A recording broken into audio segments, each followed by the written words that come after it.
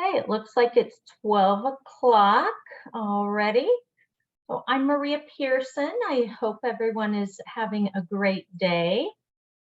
We will go ahead and get started on our lovely topic of Medicare. You should see on your screen an introduction of who I am. If you do have any questions, feel free to put them in the Q&A, and I will stop periodically, make sure that I'm taking a look at it and answering any questions that you might have, okay? So with that, we will get started. I'm sure you all have a lot to do on your lunch hour. Okay, so what is Medicare anyway? So Medicare is a federal health insurance program.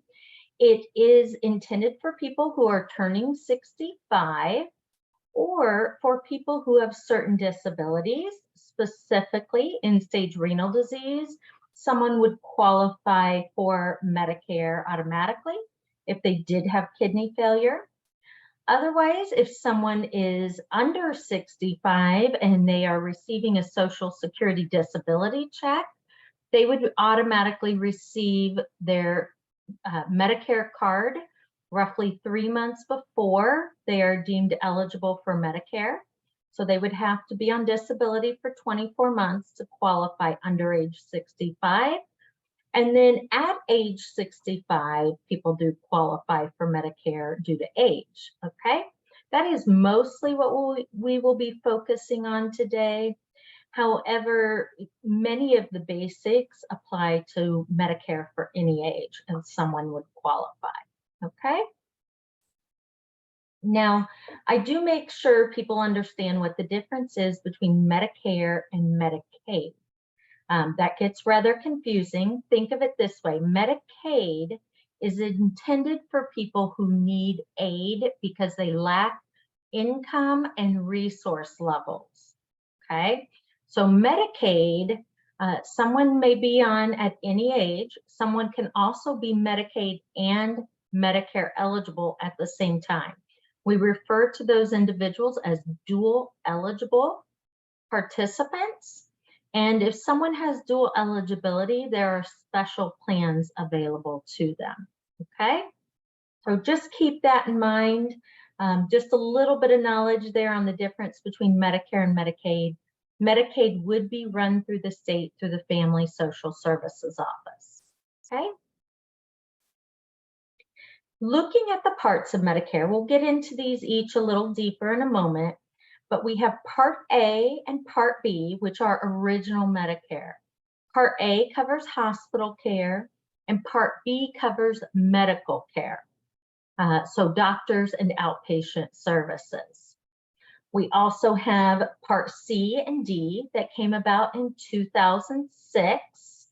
And those plans were designed to give people additional options for coverage. So Part C is where we have Advantage plans, and Part D is prescription drug coverage, okay? I'll explain more about those later. So let's specifically talk about original Medicare.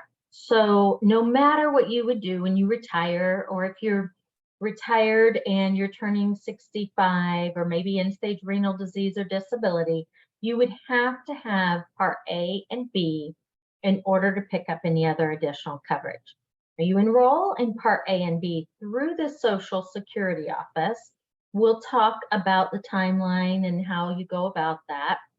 But for now, know that Part A, your hospital coverage, as long as you worked paying Medicare taxes for 10 years, the premium is $0, okay? If you have not worked yourself, but you've been married to someone who paid those taxes for 10 years, you would also qualify for $0 premium Part A. Now, just because premium is $0 doesn't mean you don't pay anything when you go to the hospital. If you go to the hospital, you will pay the first $1,600. That would be for a stay anywhere from 1 night to 60 nights. If you were admitted to the hospital for a few nights and then you go home and you go back 4 months later, you would pay the $1,600 again, okay? Now, if you are there continuously, and now you're there day 61, okay?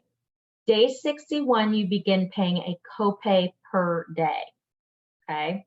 So that is different than that $1,600 deductible for 60 days. Days 61 through 90, $400 a day. And then days 91 through 50, you would pay $800 a day, okay?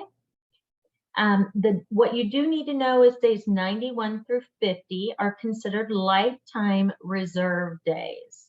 So let's say you're in the hospital 100 days, you might use 10 of them. You still have 50 to use later in life beyond day 90. Now they'll work really hard to get you out by day 90, however. You also have hospice care covered under Part A. You have blood as far as transfusions, but you are responsible for the first 3 pints each calendar year. And you potentially have access to 100 days of skilled nursing care. This would have to follow a qualifying hospital stay. It is not designed to cover chronic long-term care needs. So if you would be in the nursing home, say following a stroke, you have an additional stroke, they keep thinking you will need more extended care, that is when you get into either paying privately, having long-term care insurance, or spending down to Medicaid, okay? So just know no part of Medicare covers a chronic long-term care stay in skilled nursing, okay? Part B, this is where your medical coverage comes into place. They will cover your doctors and outpatient procedures. You do pay a premium for Part B of $164.90 a month, okay? Now I do have a note there that says IRMAA. IRMAA stands for Income Related Monthly Adjustment Amounts, okay? If your income was at a higher level 2 years ago, so they look at your modified adjusted gross income 2 years ago, if it was higher, then you will pay an additional amount for your Part B, okay? If anyone needs that IRMAA chart, let me know. For an individual, I have the chart here. For an individual, it would be higher than $97,000. If you are filing a joint tax return, it's $194,000 or above. And then there are graduated amounts from there, okay? So just keep in mind the basic premium for Part B is $164.90 a month, okay?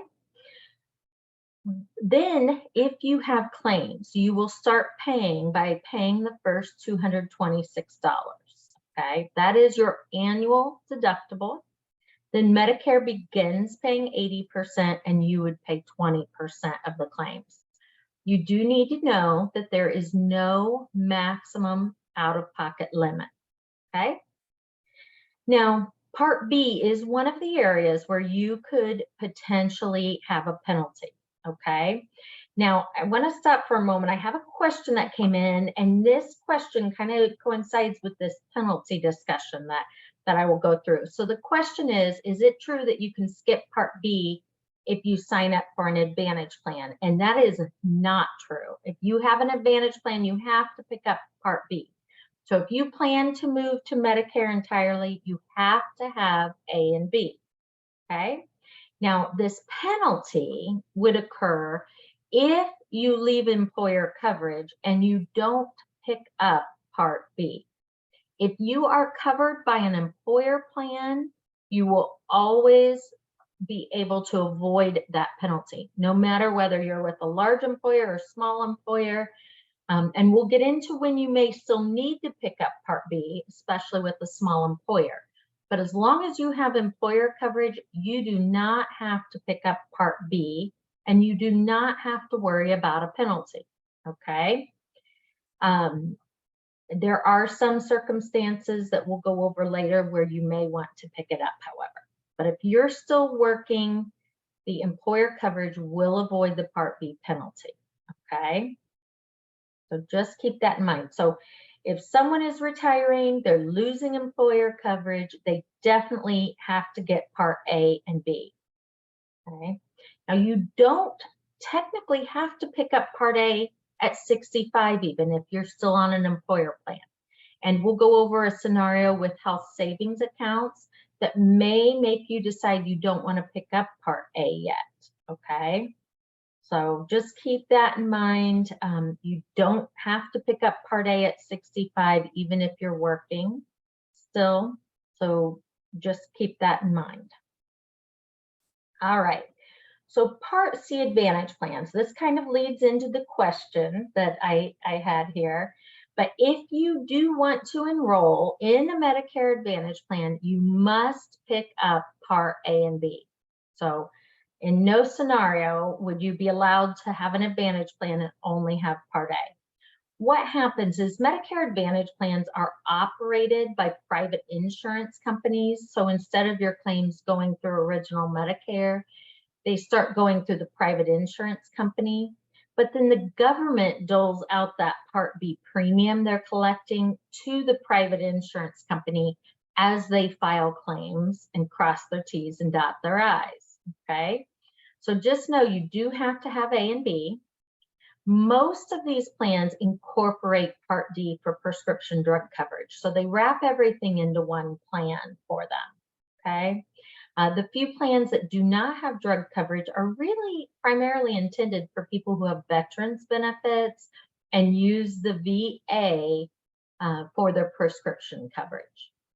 Now, Part C plans will have a network of doctors. So not only does the doctor need to take Medicare, but they need to be within the network in order for you to save the most money out of your pocket. Some plans will be on a PPO, preferred provider organization model, where you can see any doctor, but if you stay in network, you will pay less out of your pocket. If you go out of network, you still have some coverage, but they may only pay 50 or 60% of the coverage, okay? Now, you could also enroll in a plan known as an HMO, a health maintenance organization plan. Those plans have in-network benefits only, unless they have a point of service option with them. So that's just another type of HMO that gives you a little bit of flexibility for out of network providers, but primarily you would want to stay within the HMO network for all of your coverage to make sure you save the most. Now, these plans will change yearly. Some of the changes may be minor. Maybe premium goes up or down a little, maybe copays adjust a little. For the most part on these, as long as you're in network, any doctor or outpatient procedure, they're required to pay at least 80% of the claim. So that's a standard model for an Advantage plan. But just know that they do change yearly. The annual enrollment period that is in the fall will allow you to change your Advantage plan. It will also allow someone to pick up a Medicare Advantage plan if they've never had coverage before, okay? Again, they'd have to get their A and B first. So just know they must cover what original Medicare covers, but they're not required to cover the copays or the 20% coinsurance that you would have under original Medicare.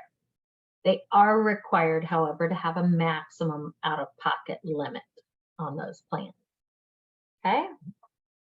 All right. Now, Part D, this is where prescription drug plans come into play. If somebody was just to stay on original Medicare A and B, they would want to look at a prescription drug plan. These do also change yearly, and you can change your plan during open enrollment, or if you never had a qualifying drug plan, you can pick one up during that time frame, okay? Now, Part D is the other area where a penalty can be assessed on someone. Do know this penalty could occur if you're on an employer plan and that employer plan is not deemed creditable. That would mean that the employer plan does not cover medications as well as a Medicare standalone drug plan. So if you are 65 or older and still working, I would encourage you to ask your employer if you have a creditable coverage notice. In the past couple of years, we've seen a big change where almost all plans are deemed creditable. It's a review, let's use, say, Anthem, United Healthcare, Cigna, Aetna, the group plans they have to have the Center for Medicare and Medicaid Services check their coverage when they file the plan to see if it is deemed creditable. So your human resources person should know whether it is creditable or not. And if they don't, they can go to the company that they get their benefits through to find out this answer, okay? You may be getting your creditable coverage notice each year. They are supposed to send that out, but sometimes it gets missed or lost in the shuffle. There's a lot going on during open enrollment, okay?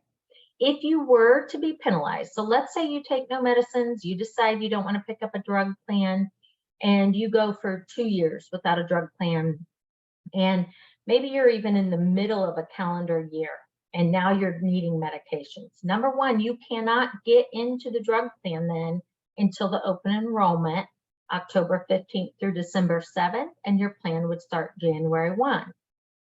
But they would take the number of months that you went without qualifying drug coverage times 1% of the average cost of a drug plan, okay? Currently, the average cost is $31.50 a month.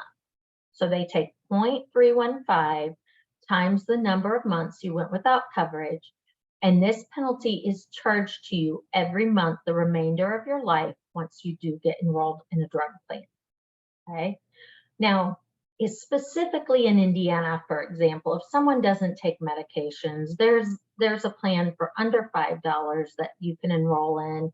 It will give you very good coverage if you suddenly need an antibiotic or something that's tier 1, and then a little bit of a copay for the higher tiers. But it's a great way to avoid that penalty, okay?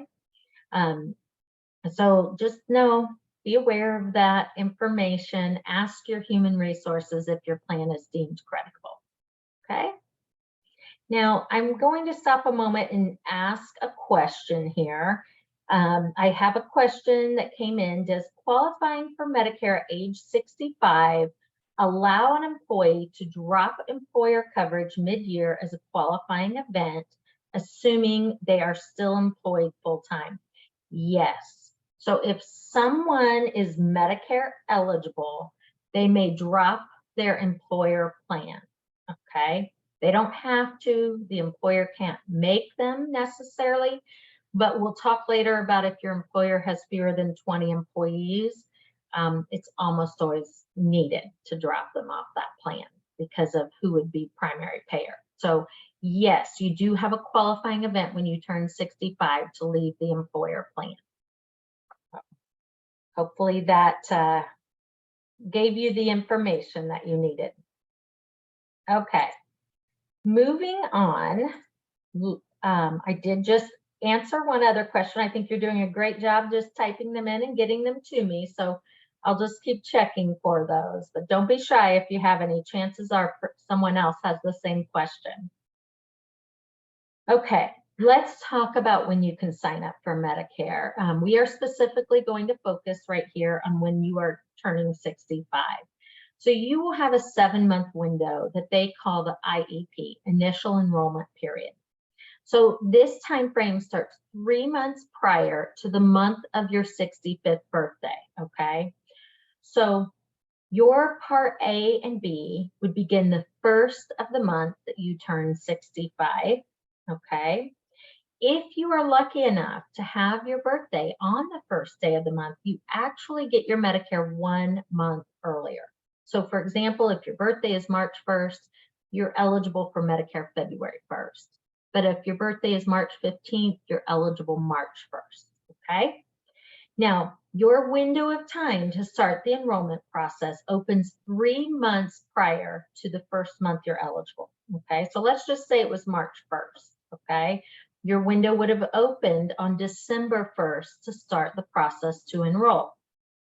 Now, if you decide not to enroll at that time, and maybe you're not retiring. So if we're saying that this column here, I think you should all be able to see my cursor.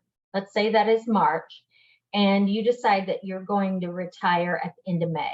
So maybe you're a teacher, you're retiring at the end of the school year.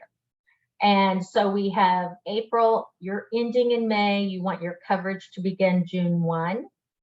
you could go ahead. I would highly recommend in this scenario that someone signs up for Part A only, okay?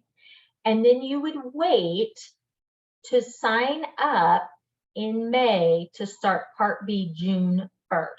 So Part B can only begin on the first day of a month, okay? So in the month of your birthday and the 3 months following, if you enroll in any of those months, your Part B begins the first of the following month, okay? We also can't enroll you in additional coverage until the month right before your Part B starts because of the enrollment rules with getting the plan started, okay? So just keep these dates in mind, especially if you're looking to retire right after you turn 65, okay? If you're already retired or you know you want to move when you turn 65, do yourself a favor and start 3 months in advance to go through that process. It used to be we'd see a Medicare number issued in, about 2 weeks. It's really, some people are lucky they get it in 3, but I have someone right now waiting and it's been 7 weeks and they're just turning 65 and they're not electing Social Security at the same time. So who knows? It can just take a while sometimes. They're very busy at the Social Security office. Okay? All right. Now, I want to move on to the next section where it talks about if you want to continue working over the age of 65. So I just had a question come in, and I think these next 2 slides will address it, but it's what if I have health insurance and want to keep it a few more years? Do I need to announce that you are in the 7-month window? You do not need to announce it, okay? So you don't have to do anything at all with Social Security if you plan to continue working and you don't plan to pick up even Part A, okay? And I'll talk about later when you may want to or may not want to, okay? But no, you do not have to inform Social Security that you're in your 7-month window and decline Medicare. Now, if you're continuing to work, let's say you want to work until your full retirement age. Anyone born in 1958 that's turning 65 right now, they can start their Medicare, but their full retirement age for Social Security is actually 66 and 8 months.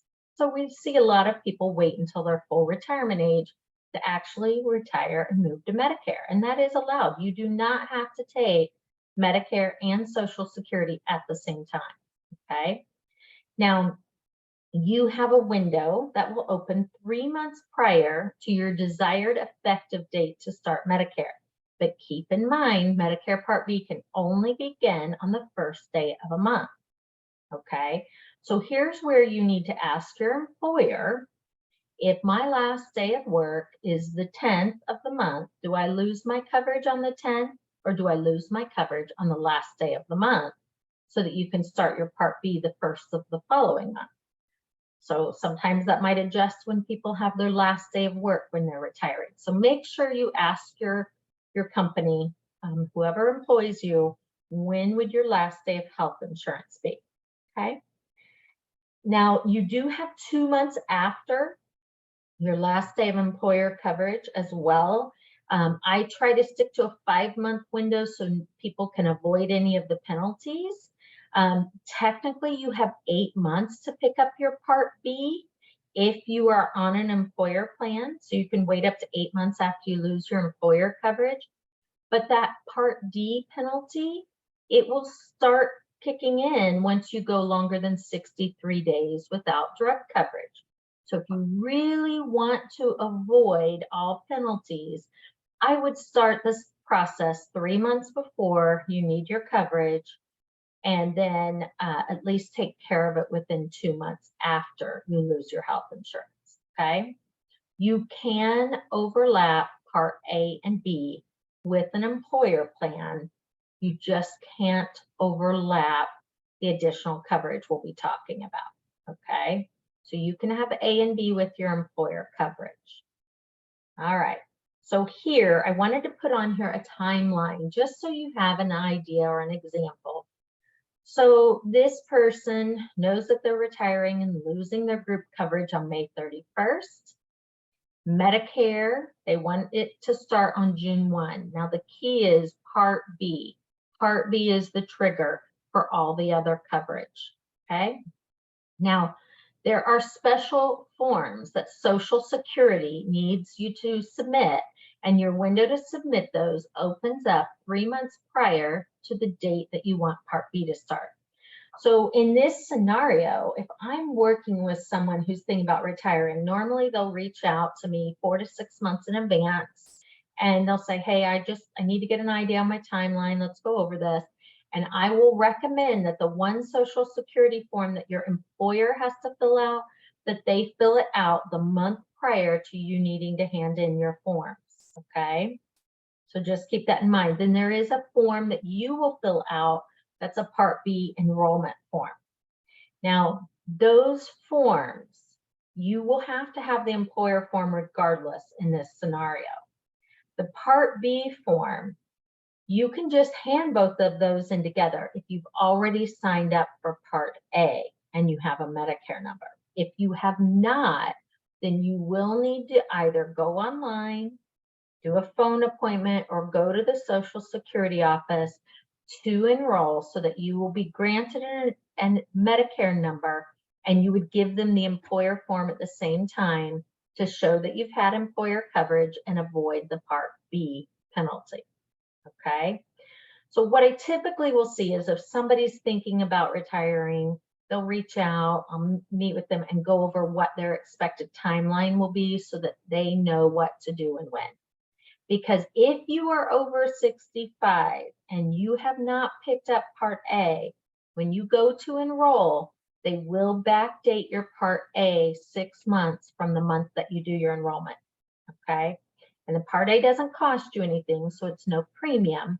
That's not a big deal. But later on, we'll talk about how savings accounts and the effect that has on them, okay? Now, I have another question here. All right. I retired at 62, paying for health insurance personally and not part of an employer plan, okay? They like the plan. Do they need to announce their 7-month window? Yes. If you are on any coverage for under age 65, you must move to Medicare at age 65, okay?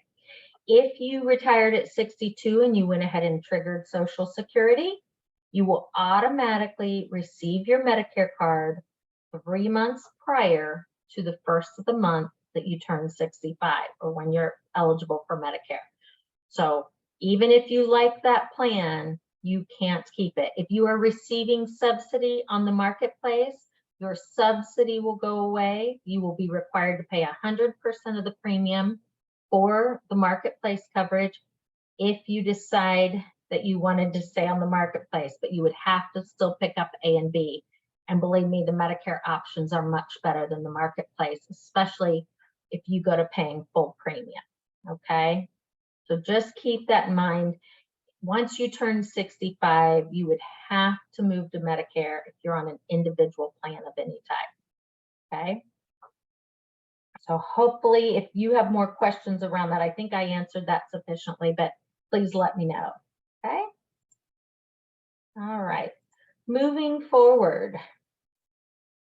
This is the slide where we're going to talk about the effect of health savings accounts on Medicare, okay, or vice versa.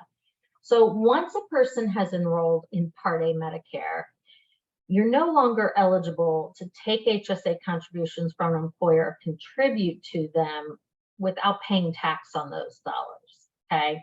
So you would definitely stop your own contributions. If you have Part A Medicare, your contributions to the HSA will begin to be taxed, okay? And for each 12-month period that you are contributing and you have Medicare Part A, you would face a 6% penalty on those contributions also. So it doesn't mean you cannot be on the employer plan with the health savings account feature, but if you have Part A, you need to stop contributions. Now, a lot of people will say, well, because it is true, the employer will need to keep giving you contributions as part of what would be required as an employee. But you will then pay tax on those contributions, okay? And you could pay a 6% penalty.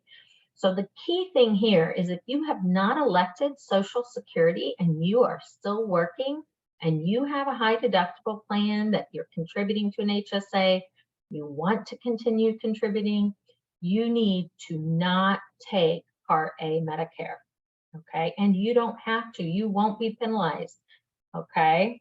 So having that employer coverage will prevent that penalty. Now, if you have elected to take Social Security, you can't decline Part A.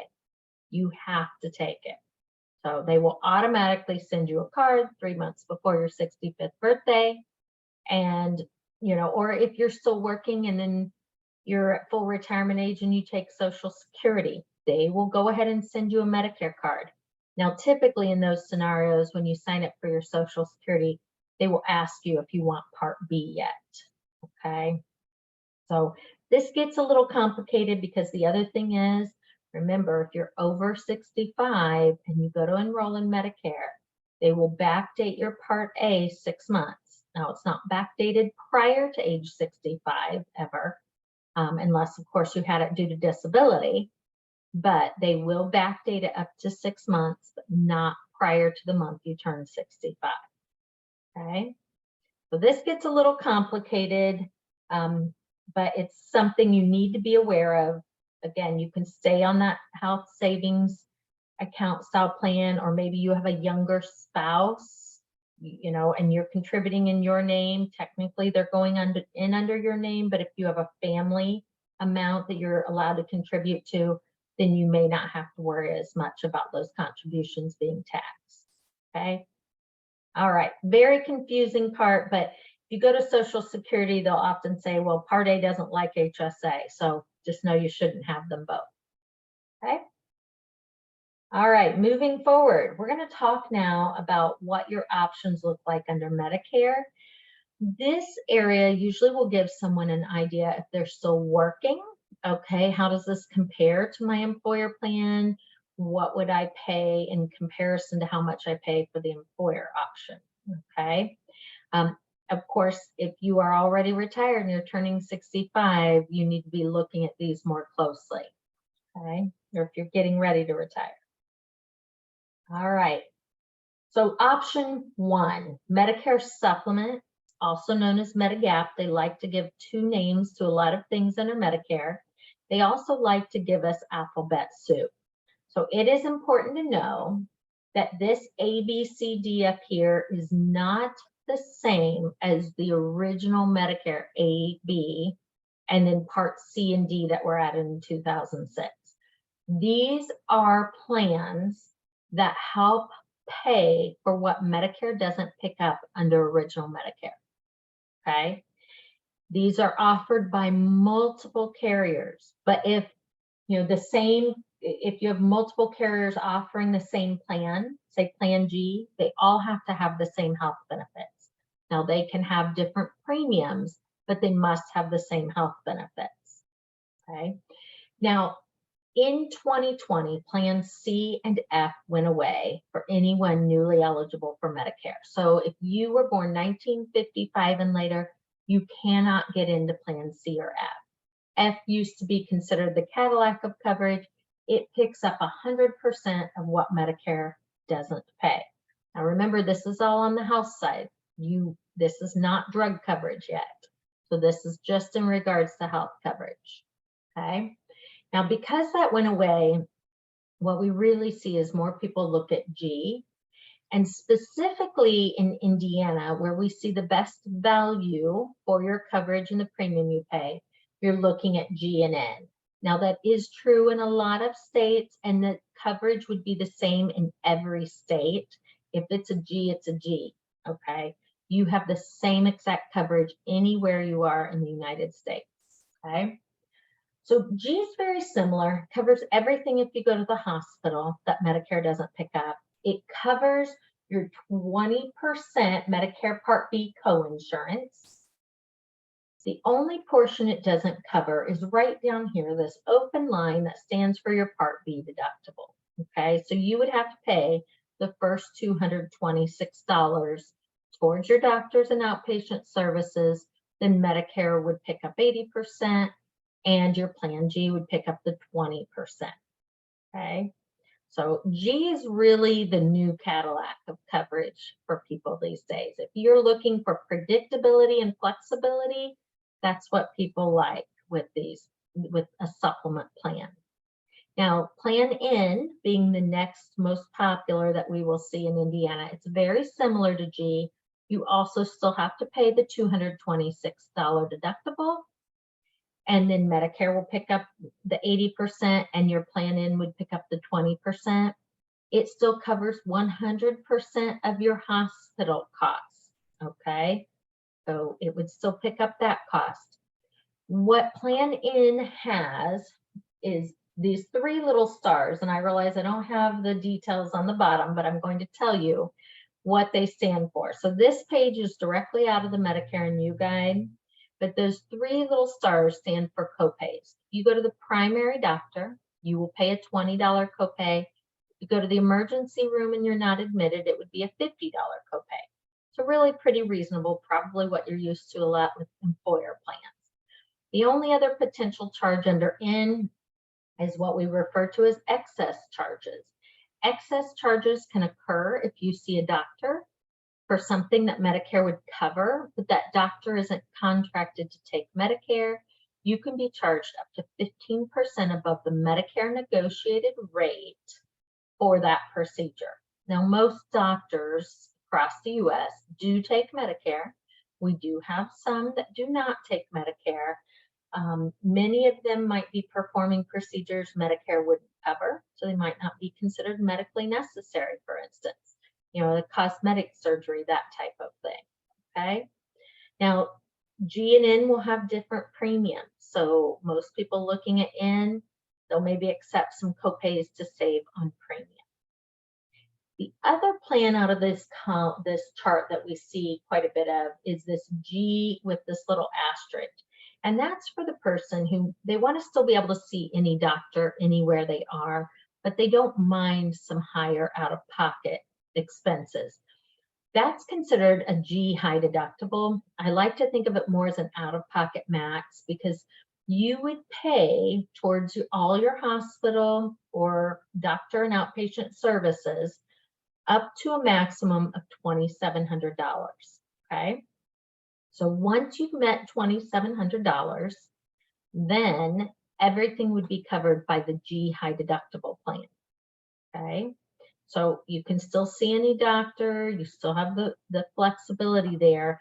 Just know if you go to the hospital, for example, you will pay the first $1,600, then Medicare will pick up the rest, but the $1,600 you pay will count towards your $2,700, okay? So food for thought there. Those are really the three that we see most of the time in Indiana. I will tell you in most states, G and N are going to be your popular plans as well. And the G high deductible, occasionally we'll see KL and M in other states as well, okay? Now with the Medigap plan or Medicare supplement, you must pick up a separate drug plan. So I mentioned if you don't, you would have a penalty. Now, Medicare.gov has a tool, and that's the tool that we use to help look at your drug coverage. So if you decide that you wanted to work with Henriette Group, we'll get a detailed list of your medications. So we would need, hey, you take lisinopril, 10 milligrams, you take it one time a day, and do you buy it in a 30 or 90-day supply? We would find out what pharmacy you go to. These are very dependent on where you reside. So what address do you have on file with Social Security? We need that zip code, county of residence, and all that information goes into the Medicare.gov tool, and it helps determine how do we make sure you are saving the most on your medications, okay?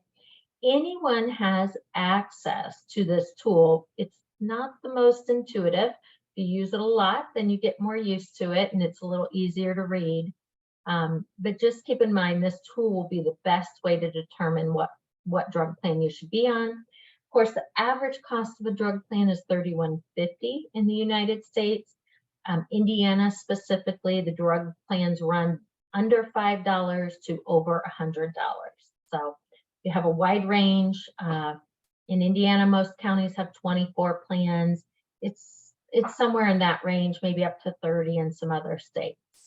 Okay, so these will be very county specific. If you move, you'll be granted a 60-day window to change your drug plan. Okay, and of course, every year you have the opportunity during annual enrollment period to make a change to your drug plan. Okay, I do want to point out there is annual enrollment period for drug coverage to change. There is not an annual enrollment period for Medicare supplement Medigap plans. There are very few opportunities to get into a Medicare supplement. You have 6 months from your Part B date to get enrolled in one without answering medical questions. Beyond that, there are very few opportunities. You can apply and give medical information and try to change any month of the year, but you could be denied for that change. Okay, so wanted to point that out again before I move on and talk a little bit about what do option 1 price examples look like. So option 1, these will be very specified, whether you're male or female, you're a smoker or non-smoker, and what your age is. You are seeing here an example for Part B premium, that base premium, the average Part D, and then an average G premium for a male 65 non-smoker, okay? So if someone were to say to me, well, you know, what if I wanted the best coverage under Medicare? I'd say it's going to roughly cost you about $330 if you are just new to Medicare and you're a male, okay? Now, under G, you have a very low deductible, and then your medication copays just depend on what you're taking and what your best drug plan was. On the right-hand side, it's an example of a G high deductible where you would pay the first $2,700. And then everything is covered. Now, Plan N that I mentioned, it's between the two. The premium does lend itself a little closer to the G, but in that scenario, it would still cover 100% of hospital and you have some copays, okay? But you'd be looking at more $290 to $300 on the Plan N, okay? So hopefully this gives you a rough idea of what to expect in costs if you choose the Medicare supplement route, okay? Now, option 2, back to Medicare Advantage plan. So that's Part C of Medicare. So again, you would have to enroll in A and B. You're definitely going to be paying the $164.90 at minimum, okay? It must cover what original Medicare covers. For example, at least in network, they have to pay at least 80% of Part B type services. And then they just schedule out differently how a hospitalization would be paid or how you would pay for that, and what portion it would be. So it's not going to be that flat $1,600 that you get under original Medicare, okay? They must have an out-of-pocket maximum. Keep in mind, your doctor not only needs to take Medicare, but you have a network of doctors. So if we help someone who wants to go into a Medicare Advantage plan, you know, I definitely look up all of the doctors that they want to have access to, okay? And again, these change yearly. Now, if you're happy with your plan, it will automatically roll into the next year unless they eliminate your plan altogether, and then they have to send you a letter and make sure you're well aware of that. So if you're happy with your plan, you don't need to do anything. But if you are unhappy or you think maybe there's a better option, you can make a change during the annual enrollment period. If you choose a Medicare Advantage plan, you get towards the end of September, beginning of October, what's called an annual notice of change to go over all of your benefits. And it will compare, for example, your 2023 benefits next to 2024, so that you know if you stay in that plan, what the benefits look like in comparison. Now, here's what people like about these. Most of them add on perks like dental, vision, gym memberships, maybe some over-the-counter dollars that you can spend on things at the pharmacy that aren't prescription, or vitamins, or Band-Aids, anything like that, okay? So people love those extra perks. What you do need to know is that dentists don't take Medicare. They might contract with whatever dental insurance provider the Advantage plan works with, okay? But dentists do not take Medicare, okay? So that's very important. Now, some may take Medicaid, which is different, okay? But that gets rather confusing. So ultimately, when we're working with someone, we help them break down, is their philosophy more like option 1, higher premium, lower out-of-pocket, see any doctor, or option 2, where they will have a lower premium and they might have more out-of-pocket. So these are an example of what you might see under Medicare Advantage. These premiums are the same, whether you're male, female, 65, 85, smoker, or non-smoker. They are dependent on what county you live in. So these will be very different depending on whether you live in Indiana or another state somewhere else, okay? But there's usually a pretty broad range. We do find some states have more Advantage plan options than others. I will say that, some of the states that are more popular for retirees to move to, they've really pushed extra benefits on the Medicare Advantage side. So you will see a lot more perks and add-ons, or maybe lower premiums or lower maximum out-of-pocket limits, okay? So this is where it can very much depend on where you live, okay? Now, keep in mind, these can be changed every year. You can switch from one Advantage plan to another. What you can't do on a guaranteed basis is move back to a supplement. So if you've been on a Medicare Advantage plan for 12 months or longer, you do not have a guaranteed opportunity to go back to the Medicare supplement plan, okay? So keep in mind, when we go back here and I get what are your options, if you're here, okay, you can change your drug plan each year. If you're here, you can switch to a new Advantage each year. If you are on a Medicare supplement in Part D and you want to try an Advantage, you can go here, guaranteed in the fall to start the 1st of January. But after you're here for 12 months, the only part I can guarantee you to be able to pick up is Part D. You would have to go through medical underwriting to pick up a supplement, okay? So I try to make sure I emphasize what annual enrollment period means. We do have what's called an open enrollment period, where if you're on an Advantage plan from January 1 through March 31st, you could switch to a different Advantage plan. What they've learned is some people stay on their same plan. They think it's all fine. And then they figure out maybe a doctor isn't in network, or maybe there was something that they missed. And so they give you another opportunity only if you're on an Advantage plan already.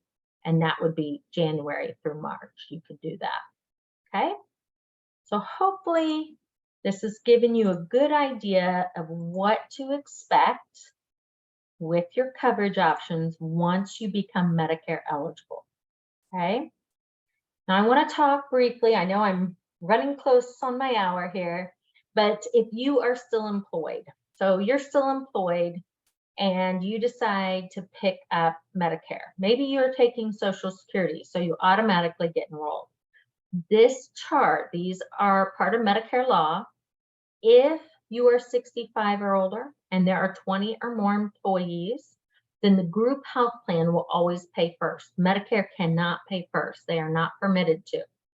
In that scenario, you could keep your Part A because it's no cost. I wouldn't recommend anyone to keep their Part B. If you have more than 20 employees, there's no reason for you to be paying the $164.90 a month. You would want to drop it, and then you'll be able to pick it up when you retire. You'll be granted a special election period.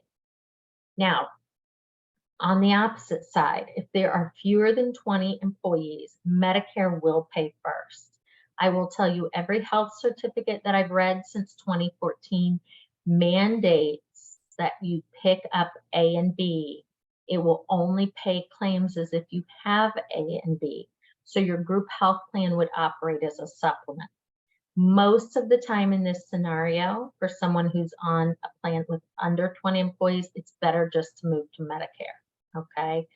But if you are covering a younger spouse on your group plan, you may decide to have A and B and then have your group plan operate as a supplement, okay? It will just depend on whether your spouse who is under 65 has options to be covered, okay? So keep these rules in mind. I also mentioned them if somebody is under 65 and on Medicare due to disability. The group health plan always pays first, but only if there are 100 or more employees. And then fewer than 100, Medicare would pay first, okay? So it's important to know these rules because if there would be fewer than 100, someone becomes Medicare eligible due to disability, it's almost always better that they move to Medicare, okay? As far as cost or out of pocket, it could depend on what medications the person is taking, but something to consider there, okay? All right, I'm not seeing any new questions, but again, don't be shy if you have any. I'm just going to briefly mention prescription drug stages. Each year I hear less and less, but people will come in and say, oh, my parents, they used to hit this donut hole, or somebody told me I need to be aware of the donut hole. It does exist on all qualified Medicare drug plans. It's a drug stages where they show different costs for you. So initially, they are going to count what you pay and insurance pays, and your cost may include the deductible. The max deductible they allow this year is $505. So if you meet that deductible, that counts. And then you're paying costs for medicine, they're paying costs for medicine. Everything counts. Once you would hit $4,660 between insurance and you go to this phase called the coverage gap, and that's the phase that people would refer to as the donut hole. It used to be once you hit a certain number, and the number used to be down here closer to 2,000 and some, you would pay 100% of the cost of your medicine. So it really was painful. Now you're down to paying 25% of the full price of a medicine. The tricky part is they only count what you pay during this time frame. The drug manufacturer discounts do still take place, so they might discount, and then you would pay 25% of the discounted price. But from $4,660 to $7,400, they're only adding in what you pay. Where it can hurt is, let's say you're on $1,000 a month medication. So the retail price is $1,000 a month. You might have to pay the first $505 in the first month, and then insurance would pick up a majority of it. Maybe you're down to paying $50 a month, and that's great, but that $1,000, so by the 5th month you're on the plan, now you're having to pay 25% of the $1,000. So instead of paying $50 a month after you meet your deductible, you might be paying $250. Good news is this: if you are going to hit this coverage gap, when we use the Medicare.gov plan finder, it will tell us what to expect for you. So it will map out your costs throughout the entire year, okay? So I won't get into that anymore, but just know that that does occur on all drug plans. All right, your next steps. So you do enroll in Medicare A and B through Social Security. If you go to the Medicare.gov site and you click that you want to enroll, it's going to push you back to Social Security. You can either enroll online, you can go there in person, or you can call and make a phone appointment. If you are someone who wants that phone appointment, I recommend calling early. The closest they'll make a phone appointment is 40 days, and they are always 40 days out on appointments. So just keep that in mind. The offices did open back up April 6th of last year. So they've been open now a little more than a year. You can walk right in. Most are open from 9 to 4 each day. And some have drop boxes as well. But then you will find a lot of resources on the Medicare.gov site. Specific premiums you will most easily find for Part C and D You can link in to find supplemental plans. Supplements, you generally have to work through an agent to enroll in those. You can't enroll yourself. And you know, I tell people all the time, you can work with an agent. If it's a certified agent, they can't charge you a fee. That would be against Medicare compliance. And you pay the same premiums whether you work with an agent or not, okay? The government sets what these carriers have to pay an agent for helping you, okay? But you do have access to some good resources. You know, if you're someone who has a socialsecurity.gov account, you're wanting to sign up just for Medicare, not terribly difficult. And I'm happy even to email instructions to you, okay? So just know you have a lot of good resources there available. Now, do want to make sure that you leave this meeting with my contact information and Dakota McKinley. She's another certified advisor with our office, okay? So just know if you have any questions, we're here to help you. We're here to guide you through this process, build your timeline. Our services are free to you. Like I said, as certified agents, we can't charge you a fee. So if someone is trying to charge you a fee to enroll in Medicare, you probably should go find a different agent to work with. We do work as independents, so we have access to multiple carriers. We're not just captive to one company. Our goal would be to help you find the best plan for you, okay? I think I'm only giving you 4 minutes back if you're trying to take your lunch hour. Maybe you were eating lunch during the presentation, but I really appreciate you joining me today for this presentation. I hope you have found it helpful. And don't hesitate to reach out if you need help from any of us. I do see another question coming in. Oh, nope, it's a thank you. Well, hey, you are welcome. And I hope everyone has a great day wherever you may be. I'll hang on here for another few moments if anyone has questions. All right. If you do need a copy of this presentation, I was recording it. I'm happy to send you the recording or even the slides. Do please email me, because once I shut down, I can't always get back to the question and answer. So just send me an email. I'm happy to share it. Okay. Have a great day. Thank you, everyone. You're welcome.